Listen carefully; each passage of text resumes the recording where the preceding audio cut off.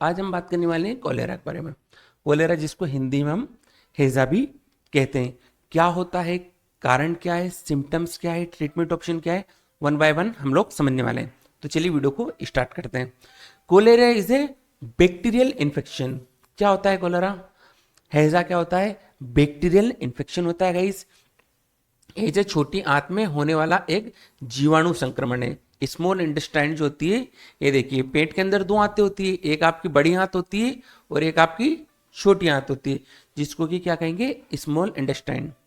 ठीक है, तो जो छोटी आंत होती है उसमें होने वाला यह एक इन्फेक्शन होता है, जो मुख्य रूप से विब्रियो विब्रियो कोलेरा नामक जीवाणु के कारण होता है। याद रखिएगा, किसकी वजह से होता है? विब्रियो। ये एक जीवाणु होता है, इसकी वजह से यह डिजीज पेशेंट में फैलती है गाइस, जिसमें गंभीर पानी जैसे दस्त आते हैं। अब होता क्या है इसमें? होता है it can lead to severe watery diarrhoea, यानी कि बिल्कुल पतले पतले दस्त आएंगे और उसकी मात्रा ज्यादा रहेगी, बार बार देखने को मिलेगा। एंड तेजी से रैपिडली इसमें क्या होगा? निर्जलीकरण होगा, यानी कि डिहाइड्रेशन होगा, बॉडी में पानी की कमी होगी। ठीक है, यह रोग बैक्टीरिया से दूषित भोजन या पानी के सेवन से होता है। अब ये फैलता क्यों है? ये इंटेस्टाइन में कैसे पहुंचा?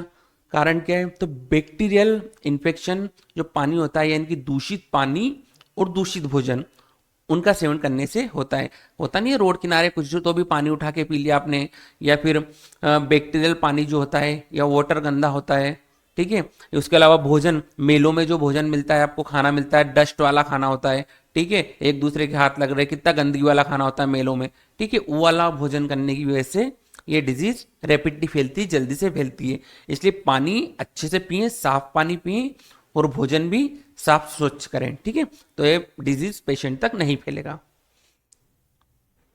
बात करते हैं कॉजेस ऑफ कोलेरा, यानी कि हैजा का कारण क्या है। तो दो बड़े मुख्य कारण है। सबसे इंपॉर्टेंट कारण विब्रियो कोलेरा। ठीक है, यह बैक्टीरिया होता है, ये बैक्टीरिया के कारण होता है, ये तो आपको पता है।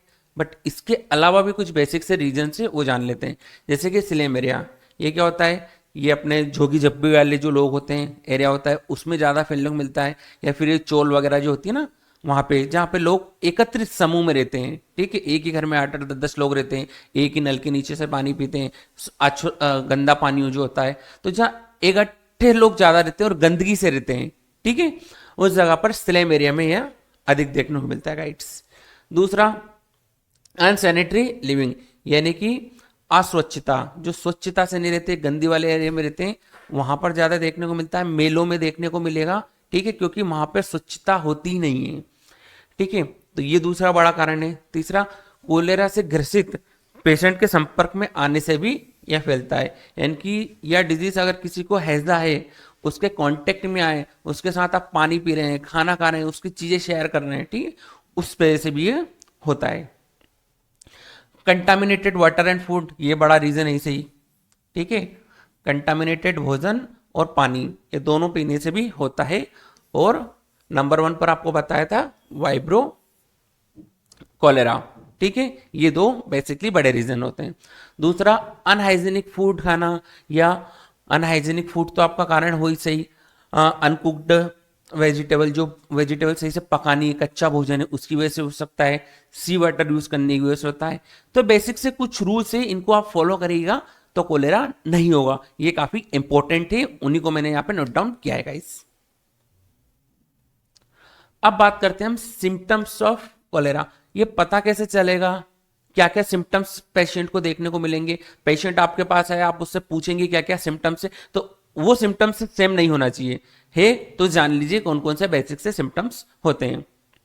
डायरिया, यानी कि पतले पतले दस्त आएंगे और बार बार आएंगे पेशेंट को। नोजिया हो सकता है, ठीक है। उसके बाद वॉमिटिंग बनी रहेगी, डिहाइड्रेशन रहेगा, पानी की कमी रहेगी बॉडी में, ठीक है।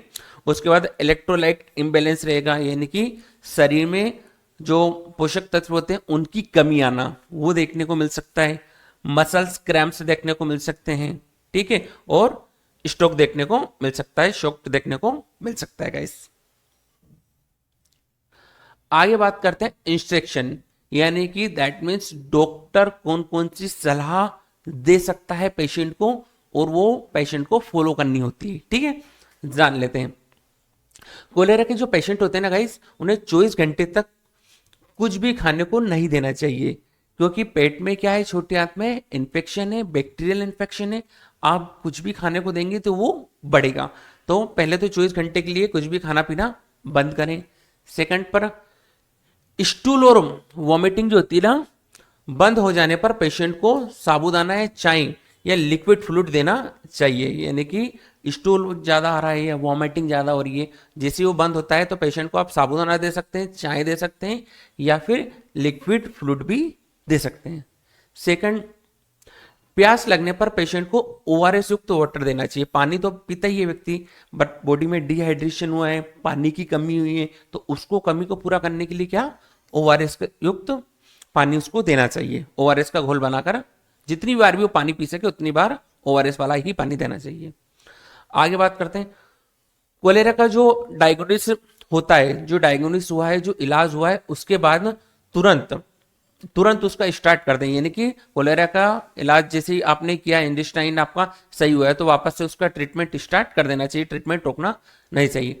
पेशेंट को साफ सुथरे हवादार कमरे में रखना चाहिए, कंप्लीट बेड रेस्ट देने की सलाह देनी चाहिए। यानी कि आप आराम करें, ज्यादा वर्कलोड ना ले, ज्यादा काम ना ले, ऐसी सलाह पेशेंट को दी जाती है गाइस।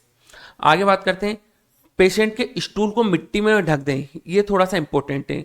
अगर आप किसी नदी किनारे स्टूल जा रहे हैं या फ्रेश होने जा रहे हैं तो वो पानी में घुलेगा और दूसरे व्यक्ति को भी इन्फेक्टेड कर सकता है, या उसकी जो पोटी होती है ना, वो अदर पर्सन को भी इन्फेक्टेड कर सकती है। तो उसकी पोटी को ढक दें, स्टूल को कैसे, मिट्टी से दबा दें, ठीक है।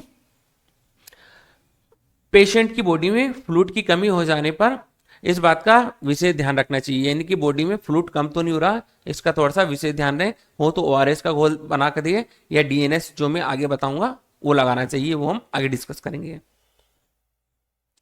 अब बात करते हैं guys, treatment option for cholera हैजा के लिए कौन कौन से ट्रीटमेंट ऑप्शन हो सकते हैं।